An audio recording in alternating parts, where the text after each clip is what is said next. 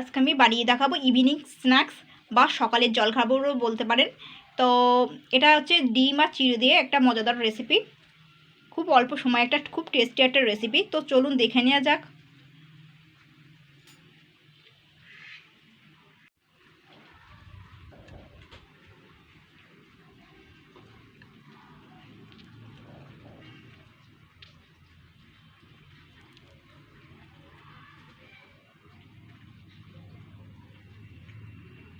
নমস্কার বন্ধুরা, আমি Priyanka, welcome back to my channel. বন্ধুরা, আজকে আমি বানিয়ে দেখাবো 1 কাপ চিড়ে আর একটা ডিম দিয়ে অনেক একটা মজাদার রেসিপি তৈরি করে দেখাবো।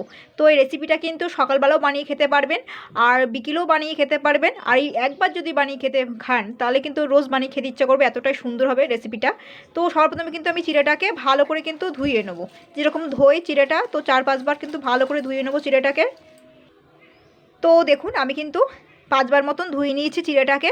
তো চিড়ের মধ্যে দেখুন একটু জল রয়েছে, তো এই জলটা এইভাবেই থাকবে, ভেজানো থাকবে, তাড়াতাড়ি ভিজে যাবে কারণে। তো 10-15 মিনিটের জন্য আর কি ভিজিয়ে রাখবো এই চিড়েটাকে এইভাবে। তো তবে কিন্তু বেশি জল রাখবেন না কিন্তু। তো ডিমটা এখন পাশে রাখলাম। এবার আমি এর মধ্যে যা যা উপকরণ দেবো সেগুলো আমি রেডি করব। তো আমি কিন্তু 15 মিনিট পরেই ফিরে আসছি। তো দেখবো এটা কতটা ভিজেছে। তো মোটামুটি ভিজেছে। তো এবার আমি একটুখানি চটকে নিচ্ছি।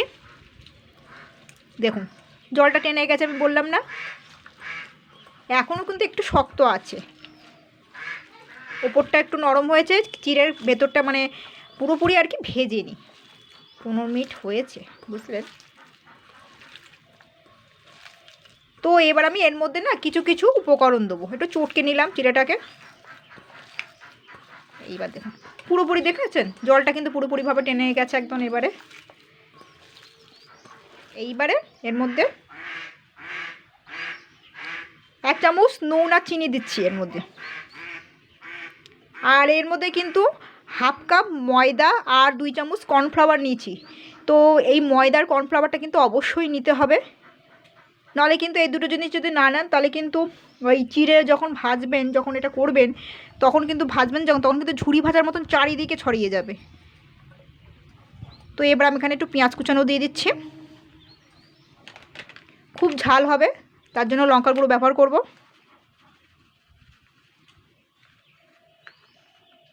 ঠিক আছে, ঝাল না হলে তো ভালো লাগবে না খেতে, তবে বাচ্চারা যদি খায় তো একটু বুঝে শুনে দেবেন। একটু হলুদ গুঁড়ো দেবো, আপনাদের পছন্দ মতনও মশলা ব্যবহার করতে পারেন। এবার একটু আমচুর পাউডার দেবো, দেখুন চটপটা খেতে ভালো লাগবে একটু। আমচুর পাউডার কিন্তু আমি দিয়েছি দেখুন। আর এখানে কিন্তু আমি একটু চাট মশলা নিয়েছি, সেটাও কিন্তু একটু দেবো অল্প করে। হাওয়া লেগে গেছে, তো হাওয়া লাগলে এরকম দলা হয়ে যায়। এটা আমচুর পাউডার না, এটা হচ্ছে চাট মশলা, এটা আমচুর পাউডার। তো যাই হোক, এবার আমি এটা একটু ম্যাগি মশলা দিয়ে দিচ্ছি। মানে 1 চামচ মতনই ম্যাগি মশলা দিচ্ছি, ঠিক আছে। তো এগুলোকে আমি আগে ভালো করে মিশিয়ে নেব। বেসন গুঁড়ো কিন্তু না দিলেই হয় ভালো, আমি যেগুলো দিচ্ছি সেইগুলো কিন্তু দিলে ভালো হয় বেশি। তো এবার কিন্তু এতে জল দিতে হবে একটু সামান্য, যেহেতু অনেকটাই ড্রাই হয়ে গেছে। তো আমি কিন্তু অল্প একটু জল দিয়েছি, জল দিয়ে একটু মেখে নেবো, যেহেতু আবার ডিমটাও ভেঙে দিতে হবে।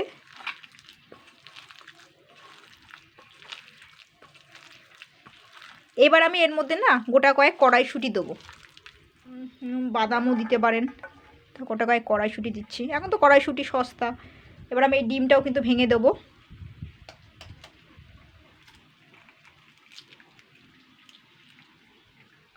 ডিমটা দিলেই কিন্তু এর স্বাদ কিন্তু দ্বিগুণ হয়ে যাবে, বেশি হবে। তো এবার আমি কিন্তু এটাকে ভালো করে ডিম, কড়াইশুঁটি আর এই চিড়ে যা যা নিয়েছি সেগুলো কিন্তু আমি এবার একসঙ্গে ভালো করে আবারও মিশিয়ে নেব। এটাকে মাখিয়ে নিয়ে আমি জাস্ট 5 মিনিটের জন্য রেস্টে রাখবো।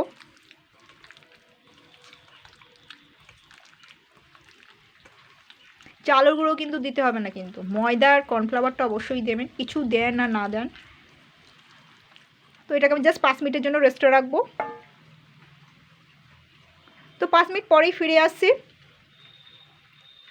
তো এবার তো দেখুন এখানে কিন্তু আমি রিফাইন্ড তেল দিয়েছি। তো তেলটা কিন্তু মিডিয়াম গরম হয়েছে, তো খুব গরম হলে হবে না।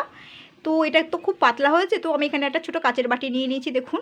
তো এখান থেকে আমি এইভাবে নেব, হাতেও দিতে লাগবে না, আর অসুবিধা হবে না। ঠিক এখান থেকে নেব আর এইভাবে কিন্তু আমি দেবো।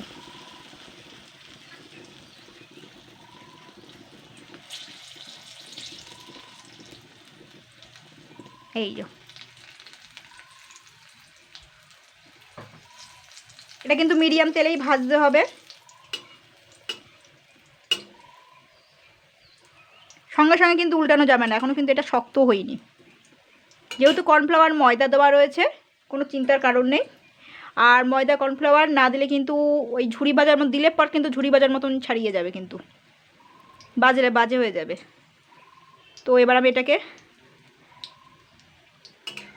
এখনও শক্ত হয়নি, একটু শক্ত হলে, এক সাইড ভাজা হলে তবে কিন্তু আমি আর এক সাইড উল্টে দেবো।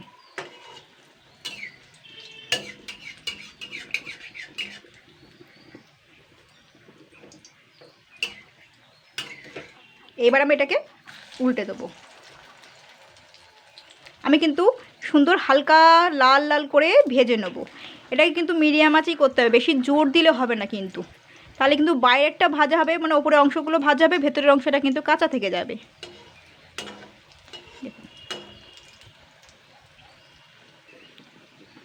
তো দেখুন এগুলো কীরকম এবার জমাট বেঁধে গেছে। তো এরকম লাল লাল হয়ে যাচ্ছে। তো আমি এবারে কিন্তু তুলে নেবো এটাকে। এই কিন্তু এক একটা কিন্তু 2 থেকে 3 মিনিট ভাজতে লাগবে। আর চওড়া কড়াই হলে কিন্তু একসঙ্গে 2-3টে দিয়েও করতে পারবেন। এটাকে কিন্তু একটু ভালো করে তেল ঝরিয়ে তারপরে তুলতে হবে।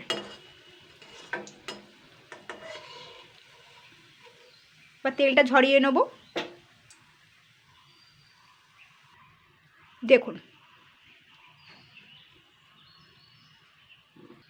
আবার একটা দিয়ে দেবো একইভাবে, এই যে ছোটো ছোটো করে।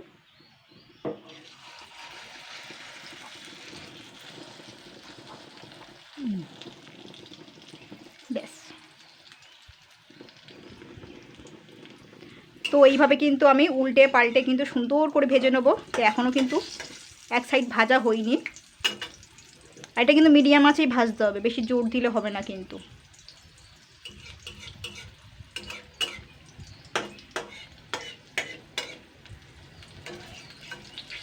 আপনার এর মধ্যে গোটা কড়াইশুঁটি যদি থাকে তো ভালো, নলে বাদাম দিতে পারেন, বা কড়াইশুঁটি বাদাম দুটোই দিতে পারেন। দেখুন এবারে ছাপ করে উল্টে দিতে হবে, কেন কড়াইশুঁটি কিন্তু খবরদার ছেটকাইবেন। তো এরকম একটু লাল লাল করে আমি সবগুলো কিন্তু ভেজে নেবো একইভাবে। দেখুন চিড়ে আর ডিমের রেসিপিটা কিন্তু হয়ে গেছে। আর এখানে আমি একটা শুকনো লঙ্কা তেলে পুড়িয়ে নিয়েছি, এক টুকরো পেঁয়াজ নিয়েছি, আর শসা নিয়েছি। আর উপর দিয়ে একটুখানি হালকা একটুখানি বিট নুন ছড়িয়ে দিচ্ছি, হালকা কিন্তু বেশি না। উপর দিয়ে একটুখানি হালকা আমচুর পাউডার দেবো ছড়িয়ে। দেখুন পড়ে গেছে, এই যে তৈরি হয়ে গেল। তো এইভাবে ট্রাই করবেন, সত্যি বলছি সন্ধেবেলা কিন্তু পুরো জমে যাবে সন্ধেবেলার আসরটা। এই দেখুন।